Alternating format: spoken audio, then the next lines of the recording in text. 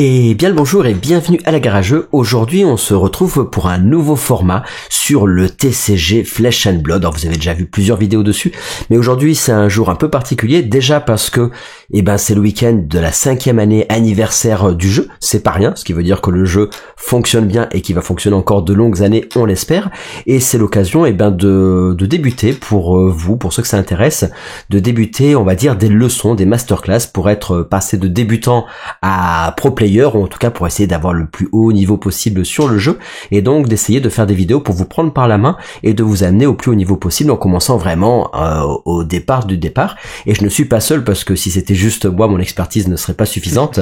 On a un invité de marque aujourd'hui sur la chaîne, et pas qu'aujourd'hui, donc merci à toi Sneaky la belette d'être présent. Salut. Avec plaisir. Donc toi tu joues beaucoup à Flesh and Blood depuis 2 ans, tu me diras si je dis pas des bêtises ou pas, mais tu as fait 10e au France si je dis pas de bêtises, 64e aux mondiaux, je sais pas si tu as fait d'autres gros palmarès aussi, mais en tout cas tu as de quoi nous apprendre pas mal de choses sur ces séries de vidéos. Tu ne seras pas le seul aussi, vous serez plusieurs, parce que de temps en temps il y aura peut-être des juges invités, il y aura peut-être différentes personnes, un peu acteurs aussi du monde de Flesh and Blood, qui viendront vous proposer aussi un peu des sessions tuto et leçons, et donc on va essayer comme ça de faire des leçons, on va dire tous les 15 jours sur un format d'une demi-heure. L'idée c'est quoi? C'est de vous apporter un point précis du jeu. Donc là aujourd'hui on va parler, donc je vous invite évidemment à aller voir les règles que j'avais fait sur la vidéo précédente si vous connaissez pas du tout les règles du jeu, donc avec 2 decks vraiment en français. Et aujourd'hui on va parler du jeu en français, parce qu'il existe évidemment en français, comment y débuter, surtout comment décider sa classe. Donc aujourd'hui tu vas nous expliquer un peu les différentes classes du jeu, comment on les découvre, et ça va vous permettre, vous, si vous jouez vous avez envie de vous y mettre, ou si vous y jouez déjà, quelle classe peut vous intéresser. Et après il y aura des leçons qui vont vous expliquer comme ça de plus en plus comment exploiter au mieux votre classe, comment gérer la value et compagnie. Voilà, en gros pour résumer dans les très grandes lignes. Et à la fin de la vidéo, donc attention, allez bien jusqu'au bout, parce qu'il y aura même un petit quiz à chaque fois, et donc on vous invitera à voir si vous avez bien compris et bien suivi tout ce qu'on a dit sur cette vidéo. Et il y aura même des petits trucs à trouver, à chercher, vous verrez ça en fin de vidéo. Est-ce que t'es prêt? Pour toi, de ton côté, tout va bien? Tout est prêt. Je suis prêt. On s'est bien préparé. Donc on trouvait que c'était intéressant, évidemment, quand vous commencez le jeu, vous regardez les règles, c'est ce que j'ai fait sur la vidéo précédente, et vous avez plein de créateurs de contenu qui le font aussi très bien. Et ensuite, une fois qu'on a vu les règles, c'est bien, mais par où commencer? Comment on débute? Il faut bien évidemment avoir des cartes, et pour avoir des cartes, il faut choisir sa classe. Et donc tu vas nous aider aujourd'hui pour choisir au mieux notre classe, justement. Qu'est-ce que t'en penses? Comment ça fonctionne? Parce que des classes, il y en a pas mal, hein. Il y en a 10 jouables en compétitif, et après il y en a 4 autres qu'on ne joue pas en compétitif, donc on va pas les citer aujourd'hui. Je te laisse un peu la parole. Plutôt là pour l'histoire, tout à fait. Il y a, comme tu disais, il y a 4 classes qu'on joue pas du tout. C'est même pas qu'on les joue pas qu'en compétitif, c'est qu'on a même pas le droit de les jouer même dans des petites compétitions. C'est pas des cartes, ce n'est pas des classes qui sont très intéressantes. Mais il y en a 10 qui sont donc vraiment à part entière dans le jeu. Donc complète, avec à chaque fois il y a plusieurs personnages dans chacune de ces classes, et je vais pas présenter à chacun des personnages, je vous laisserai le soin de les découvrir, mais je vais vraiment présenter les classes dans leur ensemble, dans ce qu'elles veulent faire à chaque fois. Donc c'est des mécaniques qu'on va pouvoir retrouver dans tous les personnages qui composent cette classe.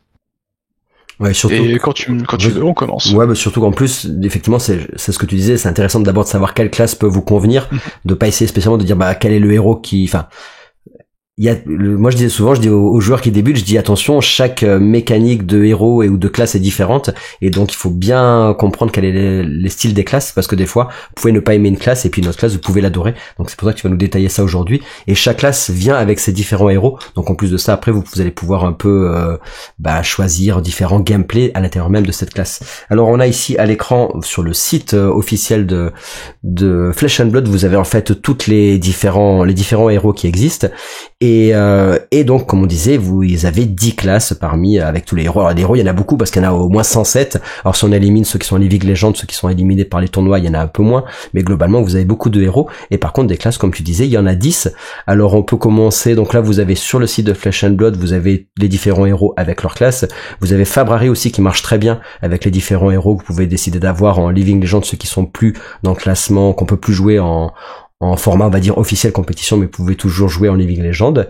Et après, vous avez évidemment différents supports. Et nous, on a récupéré, tu as récupéré, on va dire, différentes cartes pour montrer les différentes classes. Et on va commencer peut-être par ordre alphabétique, la première classe qui serait les assassins. Donc aujourd'hui, on va essayer de faire le plus possible la vidéo en français, puisque même si vous ne comprenez rien du tout, on va dire à l'anglais, vous pouvez quand même tout à fait jouer à Flesh and Blood. Et au fur et à mesure des vidéos, vous verrez que même si vous comprenez pas énormément l'anglais, c'est tout à fait accessible et vous aurez peut-être des cartes que vous pourrez prendre en anglais, mais le jeu est tout à fait traduit en français.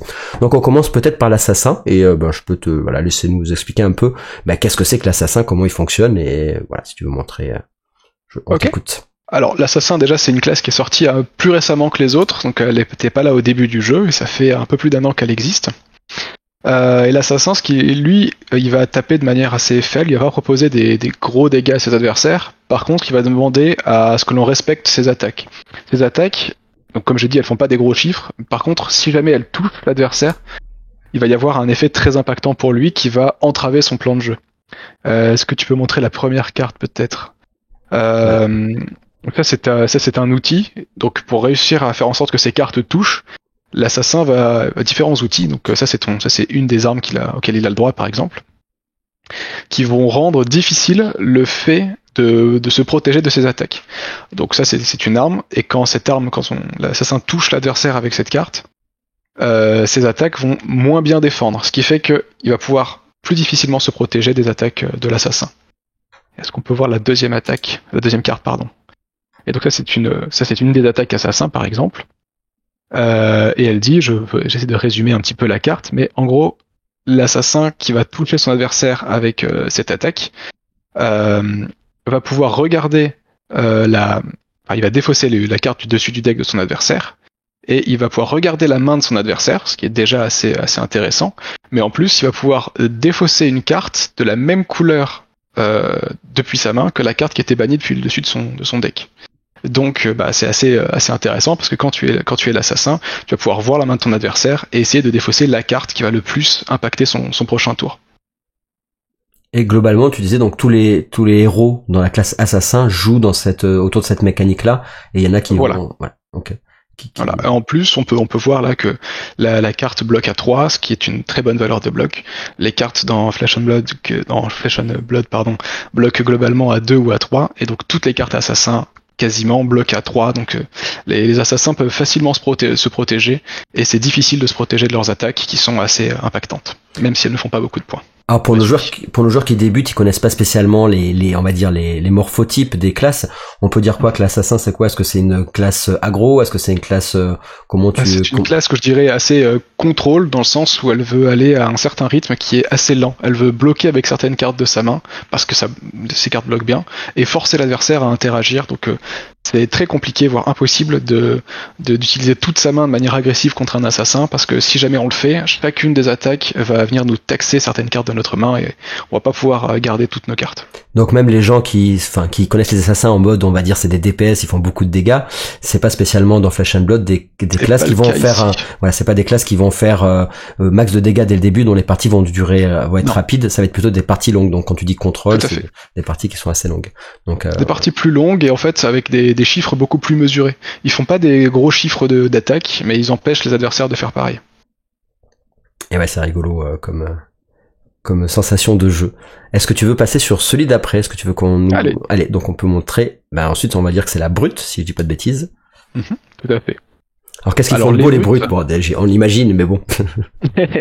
Les brutes, c'est exactement ça. C'est qu'ils sont là pour faire des grosses attaques. Donc, c'est vraiment l'inverse de l'assassin, dans le sens où la brute, elle, va avoir des très gros chiffres sur ses cartes. Il y a pas ou peu d'effets lorsque ça touche, donc on n'a pas d'intérêt à défendre 100% des dégâts de l'attaque de la brute. Par contre, c'est toujours des chiffres qui sont très impressionnants. Et globalement, ils ont une mécanique qui est commune à peu près toutes les brutes. C'est qu'ils veulent avoir des cartes. Ils ont récompensé pour avoir beaucoup de cartes à 6 d'attaque ou plus dans leur deck, parce qu'ils vont souvent défausser des cartes au hasard dans leurs mains. Et lorsque ils défaussent une carte qui a 6 attaques ou plus de cette manière, ils ont des effets bonus. Donc là, on a un exemple avec Réduire en bouillie, où donc c'est une attaque qui pour 2 tape à 6, ce qui est un les chiffres assez corrects, c'est dans la moyenne des cartes que l'on attend à Flesh and Blood. Mais lorsqu'on attaque avec ça, on va piocher puis se défausser d'une carte au hasard de sa main. Le mot au hasard est hyper important. Et si jamais de cette façon on défausse une carte qui a 6 d'attaque ou plus, alors réduire en bouillie va gagner dominer, donc on ne pourra pas défendre avec plus d'une carte de la main contre cette attaque. Et tant que cette carte est défendue par moins de 2 cartes, elle va avoir encore une fois, donc go again. Donc en fait, c'est une carte qui est beaucoup plus puissante mécaniquement lorsque on va pouvoir piocher et défausser une carte qui a 6 d'attaque ou plus. Et voilà, donc globalement les brutes ils sont plus portés sur l'agression, quoi, comme vous pouvez l'imaginer, et ils sont vraiment récompensés pour avoir beaucoup de grosses des cartes qui tapent très très fort dans leur deck. C'est ça, faut pas imaginer une classe où vous allez jouer plein de cartes. Alors dans Flesh and Blood, vous avez pas une tonne de cartes en main de toute façon, mais il faut pas imaginer jouer tout plein d'attaques sur votre tour. C'est vraiment des grosses, c'est comme tu le disais, quoi. C'est une grosse attaque qui embête bien l'adversaire, quoi. Voilà, et puis c'est des gros points, et à force ça finira par passer. Et pareil au niveau des héros, il y a des héros vraiment qui jouent différemment par rapport à ça, où tu disais tous ils tournent quand même autour de cette mécanique-là, du fait d'essayer de faire une grosse attaque, de dominer pour... Alors ils jouent différemment autour de cette mécanique, mais ils ont tous que des grosses attaques dans le deck. Globalement, ça c'est relativement commun à la classe. Aussi, il faut pas penser qu'ils sont à 100% sur l'offensive. La plupart des cartes bloquent bien aussi dans Brut, et ils ont des équipements qui leur permettent de rester assez longtemps sur le terrain, en fait. Parce que j'allais te dire, du coup, par rapport au style de jeu, pareil, est-ce que c'est donc une classe où on va essayer de finir vite l'adversaire, donc c'est plutôt pour le coup aggro, ou par rapport à ce que tu disais tout à l'heure, qu'est-ce que ça correspondra à quoi comme thématique Alors c'est relativement agressif, mais je dirais que c'est pas la classe la plus agressive du jeu. Parce que, encore une fois, ils ont pas forcément la possibilité de donner toutes leurs mains pour attaquer, donc des fois ils vont utiliser certaines cartes de leurs mains qu'ils ne pourront pas utiliser pour attaquer, ils vont les utiliser pour défendre, et ils ont des équipements qui défendent bien. Donc je dirais que c'est plutôt, c'est pas contrôle non plus, c'est clairement pas contrôle. C'est plutôt agressif, mais un petit peu aussi tempo, c'est-à-dire que chaque tour on va être assez efficace en termes de bloc et d'attaque. Et c'est comme ça qu'on va vouloir gagner les parties. Quand tu dis tempo pour les nouveaux joueurs, c'est-à-dire gérer les tours où tu défends, les tours où t'attaques, ou c'est ouais, c'est ça. Tempo, c'est-à-dire que tu vas vouloir attaquer un petit peu, et voilà, faire un mix des deux. Donc ni agressif ni défensif. D'accord. Après, bon, je dirais quand même que Brut tend vers l'offensif, quoi. Évidemment, c'est dans les grandes lignes, hein, évidemment, n'allez pas chercher. Bien sûr, oui. Voilà, c'est pour définir plus ou moins, pour essayer d'imaginer si vous voulez jouer cette classe-là. On peut continuer parce que du coup cette carte ça définit quand même bien cet archétype, et on enchaîne avec les gardiens. Alors gardiens, là j'ai pris vraiment un exemple très très parlant pour moi. Les gardiens, comme on peut l'imaginer, c'est vraiment la classe la plus défensive du jeu. Donc ça peut faire des parties qui durent très très très longtemps, puisque ils ont des cartes comme celle qu'on peut voir là, la réponse ardente, qui sont des cartes qui défendent extrêmement bien. Donc là c'est une réaction de défense, hein, donc il faut la payer pour pouvoir défendre avec. Vous voyez que ça coûte 2 et ça défend à 7, donc c'est quand même très efficace. Et en plus de ça, on peut payer 4 de plus, donc qui amène le prix de la carte à 6, mais dans ce cas-là, la carte défendrait 10. Donc là je pense que c'est très très parlant, hein, c'est vraiment on veut utiliser la majeure partie de sa main pour défendre une attaque de l'adversaire, mais quand on le fait extrêmement bien, quoi. Donc là, on n'a pas que de ça dans la classe. je change de... Ouais, hop, voilà. On a la possibilité de défendre, mais défendre longtemps c'est très bien, mais ça permet pas de gagner. Et donc c'est important aussi d'avoir des conditions de victoire dans son paquet. Et donc on a également des attaques de gardiens qui sont connues pour être avec les plus gros chiffres, quoi. Donc ça coûte très très cher. Là par exemple cette attaque là que vous pouvez voir, écrasement spinal, ça coûte 5, mais ça tape à 9. Donc c'est des chiffres à chaque fois qui sont un peu exagérés, parce que mine de rien, attaquer à 5, ça veut dire qu'il faut garder l'écrasement spinal dans la main, plus au moins 2 cartes pour pouvoir pitcher, pour pouvoir payer le coût de la carte. Donc ça demande un certain investissement. Et tout l'intérêt, toute la beauté du jeu gardien, c'est de savoir à quel moment il faut utiliser sa main pour se défendre, ce qu'on va vouloir faire assez régulièrement, et à quel moment on se rend compte que l'adversaire a un tour un petit peu plus mou, un peu plus faible, qu'on va pouvoir se permettre de ne pas bloquer, donc juste accepter les dégâts qui viennent pour pouvoir renvoyer une grosse attaque. En plus de ça, les gardiens, ils ont des attaques intéressantes parce que si jamais elle touche, donc là c'est un peu plus compliqué, parce qu'il faut que la carte, en plus de toucher, il faut qu'elle fasse 4 points de dégâts ou plus. Mais si jamais c'est le cas, on a des effets qui sont hyper impactants. Ici, écrasement spinal dit que les attaques adverses ne peuvent pas gagner go again, ne peuvent pas gagner encore une fois. C'est-à-dire que l'adversaire ne pourra jouer globalement qu'une seule carte durant son prochain tour si jamais écrasement spinal touche. Et donc, il y a vraiment ce truc-là de le gardien va se protéger, bloquer les coups, ne pas se faire toucher, ne pas laisser l'adversaire, ne pas se laisser déborder par l'adversaire. Et puis dès qu'il a un tour un petit peu plus lent, hop, on va se permettre de prendre quelques dégâts pour pour le gardien renvoyer à une grosse attaque. Et une fois qu'il a commencé à envoyer des attaques, il va empêcher son adversaire de riposter avec ses grosses attaques. Et donc il peut chaque tour utiliser toute sa main de manière offensive et non plus défensive. Et donc renvoyer des grosses attaques. Et c'est comme ça qu'il peut remporter la partie. Alors pareil, les gardiens, ça veut dire que donc ce que tu disais tout à l'heure, hein, c'est donc des parties qui sont assez longues, hein, comme tu l'as dit au départ, parce qu'il va défendre, et à un moment donné, en fait, il va épuiser son adversaire à force, quoi. Il va attendre le moment opportun. Pas forcément épuisé, mais il peut attendre simplement que son adversaire ait un tour un peu plus mou, un peu moins important. Pour lui mettre un grosse coup de massue dans la figure, quoi. C'est ça. Alors juste on l'a peut-être pas dit au début, mais attention évidemment, tout ce que tu décris là dans les classes, on peut avoir des spécificités différentes en fonction des compétitions, parce que dans des compétitions on va peut-être jouer certaines choses dans notre deck qui vont complètement, peut-être, je sais pas si on peut dire, dénaturer la classe pour aller gagner un tournoi, un match-up, etc. Donc là c'est dans les fondamentaux principaux des classes, mais évidemment certains héros peuvent être joués différemment de ce que préconise la classe par un truc spécifique, en gros, pour faire les tournois. Ça, on en a pas parlé, mais c'est important de le spécifier. Oui, tout à fait. Non, t'as bien fait de le préciser. Eh ben, écoute, moi, j'aime pas du tout les gardiens, mais c'est vrai que j'avais la première fois que j'ai fait un tournoi sur Flesh and Blood, on m'a mis un gardien dans les les mains. C'est le cas de le dire, pas dans les bras, parce que ça serait un peu lourd. Et j'ai gagné mon tournoi avec le gardien. Je me dis, ah oui. Et je sais pas que j'étais fort, c'est juste que le gardien, c'était vraiment très fort, lui, sans spécialement que j'ai besoin de trop réfléchir. J'exagère, évidemment. Je dis pas que les gens qui jouent gardien réfléchissent pas. C'est fin à jouer, justement. Je trouve ça assez fin à jouer parce que c'est le deck beats. Ont des chiffres intéressants de base, donc c'est assez facile à prendre en main. Par contre, à vraiment bien jouer compétitivement un gardien, c'est très dur parce qu'il faut savoir identifier les tours de son adversaire comme étant un tour fort, moyen ou faible. Et ça, c'est très difficile. Ça demande beaucoup d'entraînement. Il faut très bien connaître le deck de son adversaire pour pouvoir bien jouer son deck gardien. Une fois qu'on sait le faire, par contre, c'est très encourageant, ça a beaucoup de récompenses à le faire, quoi. Ouais, moi c'était un petit tournoi de village. Donc, oui. Voilà, donc c'était un tournoi de découverte où chacun avait des decks préconstruits. Bon, après on en reparlera sur d'autres vidéos, mais donc c'est effectivement c'est ce qu'on appelle les blitz decks, c'est différent des tournois construits. Allez, écoute, on peut continuer sur le prochain qui est le guerrier. Guerrier, alors je pense que c'est une de mes classes préférées. C'est une classe donc qui veut être, alors c'est la classe que je parlais un petit peu plus tôt, tempo par excellence. C'est une classe qui peut tout aussi bien utiliser toute sa main pour se protéger qu'à utiliser toute sa main pour attaquer. Et du coup, ouais, c'est ça qui est vraiment très intéressant. Ça va être la décision que vous allez prendre avec chacune de vos mains en fonction de ce que fait votre adversaire. Et il n'y a pas de mauvais choix à chaque fois, quoi. Donc vous avez vraiment cette marge de manœuvre là. C'est vous qui prenez la décision de ce que vous allez faire avec votre main.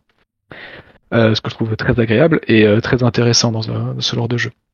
La mécanique principale des guerriers, c'est de jouer avec leurs armes, qui sont des armes qui sont plus fortes que les armes des autres classes. Ça, je pense que il n'y a pas débat. Là, vous avez un exemple qui est assez parlant, je pense, sur l'image que vous voyez. C'est la lame de l'aube. Alors, c'est l'arme de Dorinthea, c'est un guerrier en particulier. Et en gros, ce qu'elle dit, cette arme, c'est que si jamais on arrive à toucher plusieurs fois dans le même tour avec cette arme, elle va gagner des compteurs plus 1, donc elle va gagner en attaque. Et tant qu'on arrive à toucher à chaque tour avec, on ne perd pas les compteurs. Donc ça récompense vraiment le fait de réussir à toucher son adversaire avec. Et les guerriers sont vraiment dans cette interaction-là, c'est de réussir à forcer son adversaire à investir des cartes pour venir bloquer son attaque. Et une fois qu'ils l'ont fait, on a beaucoup d'attaques-réactions pour réussir à passer au-dessus de la défense et à toucher quand même malgré la défense adverse. Je peux te montrer l'autre, hop, par exemple. Ouais. Voilà, c'est exactement ça. C'est une carte qui est qui est assez parlante pour décrire la classe. Ça coûte 3, c'est une attaque-réaction. Une réaction d'attaque, pardon. Et ça donne plus 4 à une attaque d'arme.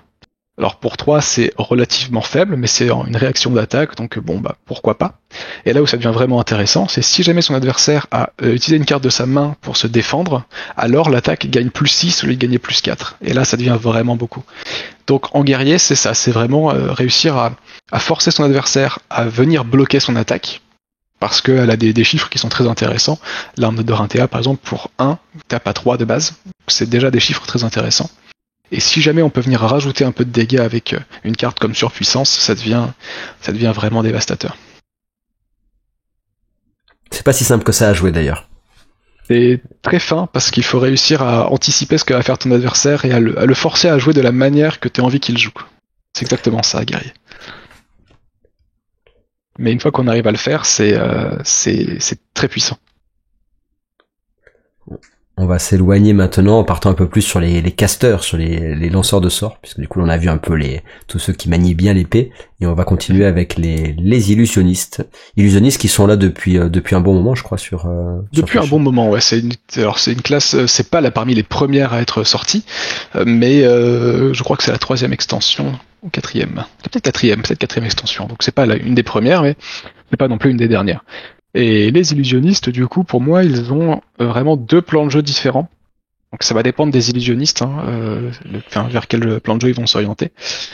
Mais eux, ils ont accès à des choses, des éléments qui vont pouvoir rester sur le terrain. C'est déjà une des premières, des mécaniques particulières de la classe. C'est que contrairement, comme on vous a expliqué, j'imagine dans la première vidéo, c'est que les cartes à Flesh and Blood sont jouées, et puis une fois qu'elles ont fait leurs effets, ça part au cimetière. Et là, effectivement, comme tu l'indiques, on a un type qui est les auras. Et donc les illusionnistes jouent beaucoup avec des auras, donc qui sont des cartes qui vont rester sur le terrain et avoir un effet statique. Tant que la carte est là, l'effet va avoir la carte va avoir un effet continu sur la partie. Et donc il va falloir, il y a plusieurs conditions, mais les adversaires peuvent détruire ces cartes sous certaines conditions. Donc là, par exemple, vous avez la maîtrise de la brume, qui dit qu'à chaque fois tant que cette carte est là, à chaque fois que une aura que vous contrôlez est détruite, vous allez créer un petit jeton bouclier spectral qui va vous protéger du prochain dégât que vous allez prendre. Donc c'est une carte qui, vous la posez, donc ça n'a pas d'impact immédiatement quand c'est joué, mais petit à petit, tout au long de la partie, ça va avoir un petit effet. Et donc vous allez proposer à votre adversaire, soit tu perds du temps pour gérer cette carte, soit tu me laisses gagner un petit peu d'avantage tout au long de la partie. C'est jamais un choix facile. Et conclusion, c'est une classe qui est plutôt qui fait des parties assez longues aussi, parce que ou tu appellerais ça comment comme style de. Alors c'est assez défensif aussi. Je dirais que c'est assez plutôt défensif. Mais il y a un deuxième archétype qui existe dans Illusionniste, donc on va pouvoir voir la deuxième carte, l'énigme chimérique. Donc là, vous avez un autre exemple de carte illusionniste qui est très différent du premier. Là, c'est une attaque qui coûte 2 et qui tape à 8. Et c'est des chiffres qui sont beaucoup plus élevés que la moyenne. Tout à l'heure, je parlais d'attaque qui tape à 6 pour 2, ce qui est la moyenne, je veux dire la carte réglementaire à Flesh and Blood, tape à 2 et coûte 2 et tape à 6. Celle-ci coûte le même prix, mais tape à 2 de plus. Mais qu'est-ce qui justifie ça? Eh bien, c'est le mot-clé fantasme qui est dessus.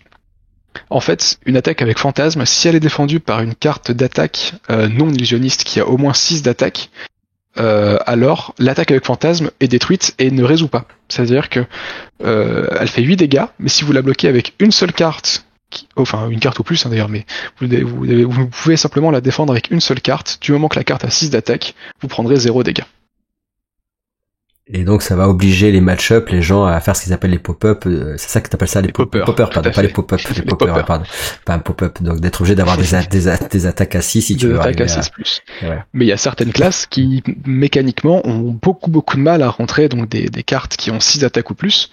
Et donc dans ces cas-là, les illusionnistes vont remplir leur deck de cartes avec fantasme et juste être très agressifs parce qu'ils ont des cartes qui sont surstatées, qui ont donc des chiffres bien trop importants, et donc vont exploser l'adversaire à coups de grosses cartes comme celle-ci.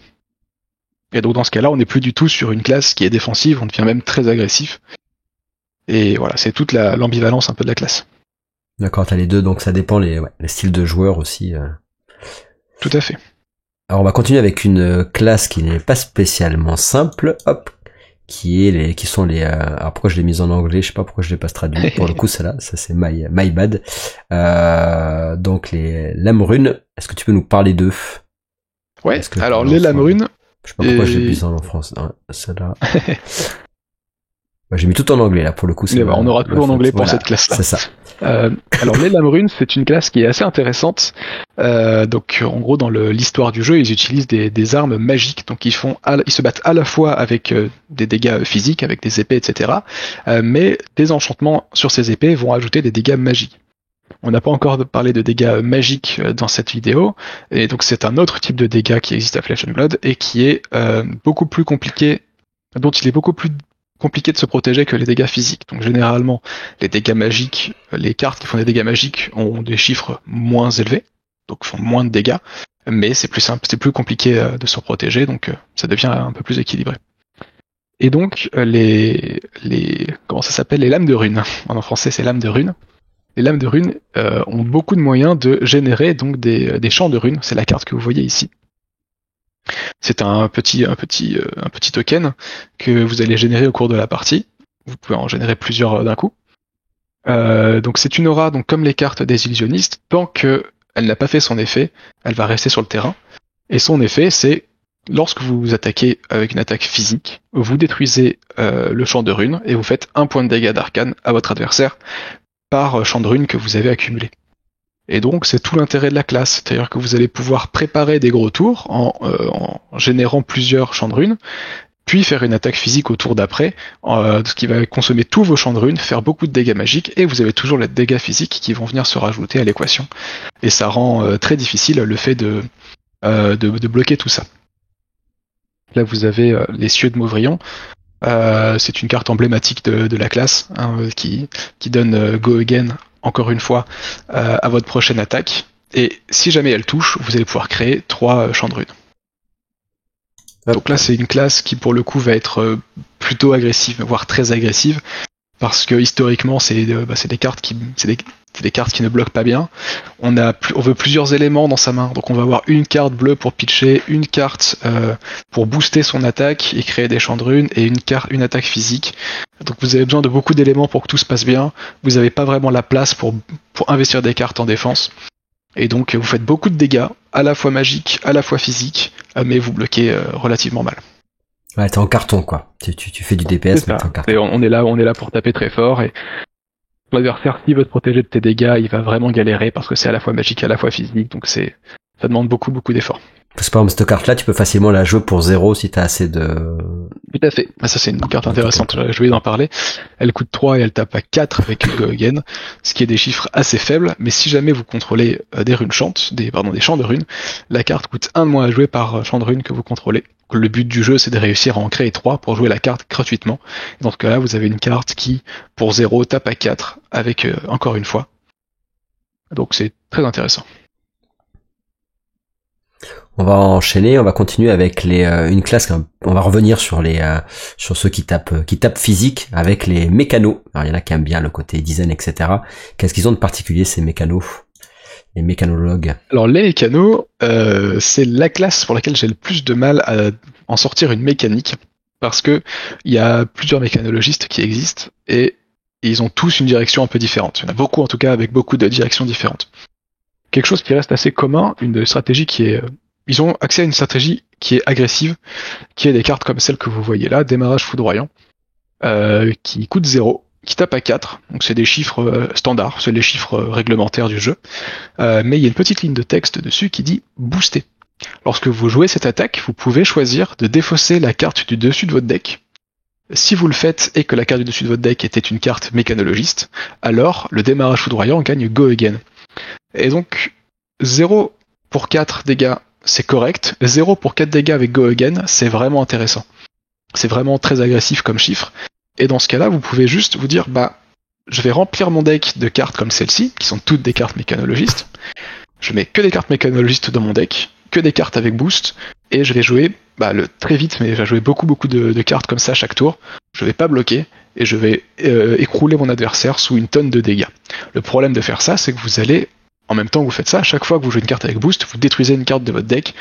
Et donc attention à pas vous retrouver à un moment où vous avez plus de cartes dans le deck, parce que là vous pourriez plus attaquer.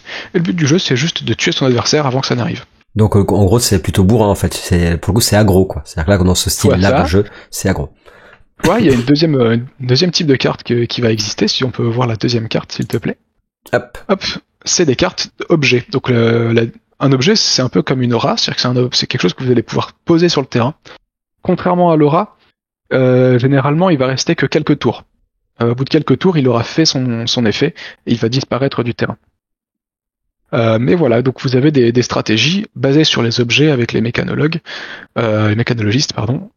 qui vont vous permettre de vous préparer le terrain pour faire des tours vraiment, vraiment plus impactants. Donc vous pouvez jouer assez défensivement, poser des objets, générer des objets, puis une fois que vous avez la quantité d'objets que vous souhaitez avec les cartes que vous souhaitez en main, vous pouvez donc déclencher un tour surpuissant que votre adversaire ne pourra pas bloquer et donc lui faire beaucoup de points de dégâts comme ça.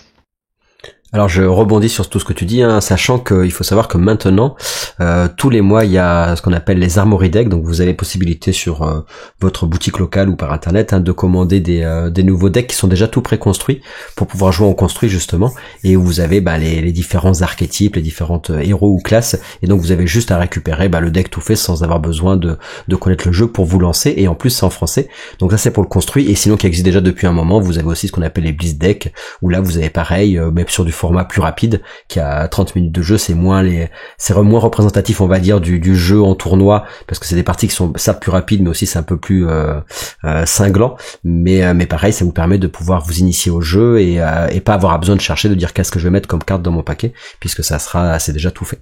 Voilà, petit aparté, parce que c'est important de savoir que vous allez pouvoir comme ça trouver en français les Armory Decks, et en Blitz Deck, il y a aussi des choses en français qui existent. Est-ce que tu avais d'autres choses à rajouter sur les mécanos ou Non, pas du tout. Eh ben on peut continuer avec, je les aime bien eux. Hop, les ninjas. Les ninjas, eh bien moi je ne les aime pas. Alors les ninjas, ce sont des decks, une classe très agressive, dont le but c'est de faire plein de petites attaques, d'avoir que des cartes avec Go Again, donc encore une fois en français. Donc multiplier les attaques pour complexifier la défense de l'adversaire. Parce que là, par exemple, on a un bon exemple avec l'arme emblématique des ninjas, qui coûte 1 pour faire une attaque à 1. Avec elle peut facilement avoir Go Again. Et donc, il faut bien se mettre à la place de la personne qui est en face de ça. On a une attaque à 1 qui vient. Est-ce qu'on investit une carte de sa main pour se protéger ? 99% du temps, la réponse est non, parce que il a encore plein de cartes en main, j'ai pas envie de mettre une carte qui bloque 3 pour bloquer 1 point de dégâts, c'est du gâchis. Et donc on a le droit d'avoir 2 fois cette arme-là sur soi, et donc très souvent, un début de tour de ninja, c'est attaque à 1, puis attaque à 1, puis après je fais des trucs. Et donc vous avez déjà 2 dégâts qui sont passés, et donc ça peut aller assez vite. Les ninjas, c'est très difficile de bloquer leurs dégâts. Et ils vont avoir beaucoup de cartes après pour faire ce qu'on appelle des breakpoints en anglais. Je ne sais pas comment on pourrait traduire ça en français. Mais on va trouver des points de rupture, sachant qu'une carte bloque souvent à 2 ou à 3. On va souvent vouloir faire des chiffres qui sont assez embêtants à bloquer. Par exemple 4. Parce que 4 c'est plus qu'une carte, mais c'est moins que 2 cartes de bloc. Donc on va forcément faire plein de petites attaques qui vont faire glisser des petits points de dégâts un petit peu de tout le temps. On va suriner son adversaire plus que l'attaquer une grosse fois par tour. Il y a aussi une mécanique que j'aime beaucoup par contre ça chez les ninjas, c'est la mécanique combo qui vous demande d'avoir une chaîne de combat particulière. Par exemple, là c'est le meilleur exemple je pense, c'est Dishonor, qui en combo, donc si jamais la carte qui est avant Dishonor dans la chaîne de combat s'appelle Bonds of Ancestry, en anglais, alors l'attaque gagne plus 2. Et là où ça devient vraiment intéressant, c'est si jamais dans la chaîne de combat il y a Surging Strike, Descendant Gust Wave et Bonds of Ancestry, alors si jamais Dishonor touche ton adversaire, votre adversaire perd tout le texte de son héros, donc son héros n'a plus de pouvoir jusqu'à la fin de la partie. Donc on peut avoir des effets très impactants comme ça, et très puissants, si jamais on contrôle une chaîne de combat très, très précise. Donc ça demande pas mal d'entraînement, il faut réussir à se donner les moyens d'avoir exactement ces cartes-là sur la chaîne de combat, ce qui n'est pas simple, mais une fois qu'on arrive à le faire, c'est forcément très puissant. Ouais, c'est intéressant, et puis c'est vrai que c'est assez agréable t'as l'impression que tu joues plein de cartes et tout. Bon, après tu fais plein de cartes à un dégât, mais Oui, on peut avoir en compétitif des tours avec 7, 8 attaques sur la combat chain, sur la chaîne de combat, c'est pas inenvisageable. Et alors ça, c'est une carte emblématique de Ninja aussi, ça fait longtemps que ça existe, ça fait longtemps que c'est joué, même en compétitif. Couteau dans la plaie, qui vous récompense en fait pour avoir réussi à glisser plein de petites attaques pendant le tour. Et si jamais votre adversaire ignore toutes vos attaques, et ben alors on peut avoir un couteau dans la plaie qui termine le tour et qui, si vous avez touché 5-6 fois avant, alors vous pouvez avoir une attaque qui pour 0 va faire 7-8 de dégâts sans problème. Et donc vous pouvez avoir des tours qui présentent énormément de points de dégâts, surtout si votre adversaire n'a pas respecté vos attaques. Ouais, ça demande de bien réfléchir, Flesh and Blood, c'est ça qui est bien. Alors on va continuer avec l'avant-dernière classe qu'on n'a pas encore, donc qu'on n'a pas présentée. Et ce coup-ci, ça tire à distance, mais c'est du physique à distance, quoi. Hop. Alors c'est les rangers, les archers en fait. Donc là, c'est une mécanique qui est assez particulière. Les archers, très souvent, n'ont que des attaques de flèches. La traduction française est pas top, mais c'est attaque de flèches dans leur deck. Et le principe des flèches, on peut le voir sur le petit texte de rappel qui est juste sous l'illustration de la carte. Ce sont des attaques que vous ne pouvez jouer que depuis votre arsenal, et seulement si vous contrôlez un arc. Bon, contrôler un arc c'est facile, mais le fait que les flèches ne puissent être jouées que depuis l'arsenal, ça devient très compliqué pour un archer de jouer plusieurs flèches en un seul tour. Parce que il faut réussir à mettre une carte de sa main vers l'arsenal. Et bon, on a des solutions pour le faire en tant qu'archer, mais ça demande pas mal de deck, de construire son deck autour de ça. Donc les flèches sont toujours surstatées, c'est-à-dire qu'elles ont des chiffres qui sont plus grands que la moyenne, mais elles ont la contrainte de devoir être jouées depuis l'arsenal. Donc pour mettre une flèche dans son arsenal, on a deux possibilités. Soit à la fin de son tour, comme tout autre personnage, on met une carte de sa main dans l'arsenal avant de repiocher. Ça c'est la façon la plus simple. La deuxième façon, c'est d'utiliser son arc. Les arcs permettent tous de mettre des cartes dans son arsenal. Voilà, et ce qui est intéressant après avec le design des archers, c'est que souvent ils ont des flèches avec un effet quand elles touchent. Donc ça amène beaucoup d'interactions dans les parties, puisqu'on va jouer une flèche qui fait 5 dégâts, voire un peu plus, parce qu'on a des cartes pour booster ces dégâts-là, pour améliorer ces dégâts-là. Et donc, on va faire des attaques qui sont généralement avec des chiffres assez grands, mais surtout qui disent attention, si jamais mon attaque te touche, alors tu vas avoir un effet négatif pendant ton tour. Par exemple, ici, le tir de fatigue dit que si jamais le tir de fatigue touche un héros, votre adversaire va avoir sa première attaque de son prochain tour qui sera divisée par 2. Donc par exemple, il voulait jouer une carte à 8 d'attaque prochain tour, et bien cette attaque viendra à 4, ce qui est nettement moins impactant. Avec mon ninja qui tape à 1, c'est pas grave. Avec un ninja qui tape à 1, c'est pas grave, mais on a d'autres flèches pour ça, je te rassure. Qui effectivement empêche de faire tout plein de petits dégâts. Alors sur les rangers, c'est quoi? C'est plutôt des parties qui durent longtemps? Ils sont quoi? Non, donc, c'est plutôt agressif. Alors on peut retrouver un petit peu de tout, hein, surtout actuellement dans la méta, il y a un ranger qui est très défensif, bizarrement, mais historiquement, les archers sont plutôt agressifs. D'accord. Ça reste une classe agressive. Et alors la dernière classe, attention, celle-là, pas des moindres, on revient sur des casters, les sorciers. Qu'est-ce que les sorciers, alors, les wizards? Les sorciers, pour le coup, c'est vraiment des casters. C'est-à-dire que eux, la seule spécificité que j'ai pu trouver à tous les sorciers, c'est qu'ils font des dégâts exclusivement arcaniques. Les dégâts donc j'ai parlé un petit peu des dégâts d'arcane un peu plus tôt avec les lames de runes qui font un mix des dégâts d'arcane et de dégâts physiques. Là, les sorciers ne font que des dégâts d'arcane. Très souvent aussi, les sorciers vont avoir des mécaniques qu'on appelle combos, donc des enchaînements de plusieurs cartes qui vont être particulièrement efficaces. Alors soit pour faire des tours puissants, soit pour même complètement gagner la partie en un seul tour, avec un enchaînement de cartes parfait qu'il aura fallu installer, il aura fallu préparer pendant plusieurs tours. Alors c'est que moi ça m'a désorienté parce que dans ce jeu souvent on est là, on dit bon je joue mon tour, l'autre il joue son tour, et quand je me suis retrouvé à découvrir le sorcier et me dire mince en fait je peux faire tout mon tour de jeu sur le tour de l'adversaire, ça change complètement la façon dont tu peux imaginer le jeu quand t'es débutant évidemment. Alors ça aussi c'est une mécanique, mais c'est pas tous les sorciers qui le font. Mais il y a certains sorciers qui ont la possibilité de jouer pendant le tour adverse, mais de même faire des attaques arcaniques pendant le tour adverse. ce qui effectivement est assez déstabilisant quand on commence le jeu, et c'est quelque chose qu'il faut apprendre à faire. Quand on joue contre un sorcier, contre certains sorciers, il faut savoir l'identifier, mais il faut être prêt à encaisser des dégâts pendant son propre tour, ce qui ça demande un petit peu de savoir-faire. Donc tu dis oui, ils jouent pas tous de la même façon, effectivement, les sorciers. Non, tout à fait. Et après on a le seul vrai point commun entre tous les sorciers pour le moment, c'est que ils font des dégâts exclusivement magiques.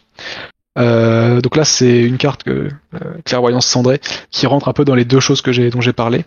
On peut la jouer pendant le tour adverse comme si c'était une carte d'instantané alors que c'est une action de base. Et donc on a cette mécanique un petit peu de pouvoir jouer pendant le tour adverse. Et donc quand on joue la Clairvoyance Cendrée, la prochaine carte qui fait des dégâts d'arcane ce tour-ci fera un dégât supplémentaire. Donc là on a un petit peu cette mécanique de combo qu'on commence à sentir un petit peu.